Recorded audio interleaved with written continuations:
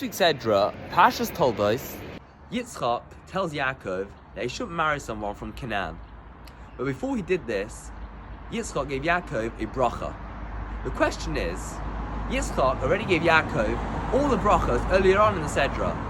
Why over here, when he tells him not to marry someone from Canaan, he gives him another bracha?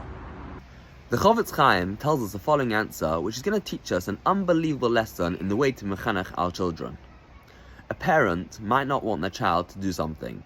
For example, he won't want his son to marry into that certain family. And what he'll do to his son is, he'll threaten him. He'll tell him, if you get married to such a family, we'll disown you. We won't turn up to the chasna, we won't support you, you're an embarrassment to the family. This method isn't successful. You'll never be able to get to your child this way. He won't listen to you if you approach him in this fashion.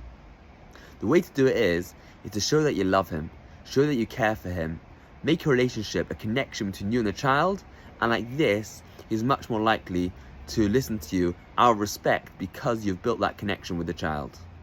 And do you know who used this method? No other than Yitzchak. He wanted to tell Yaakov that you shouldn't marry anyone from Canaan. He wanted to make sure that he would listen. So what he did was, he showed that he cared for him. He showed that he loved him. He made that connection by what? By giving him a bracha.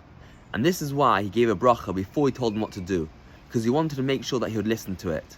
And the only way to do that is by building a relationship between him and his son.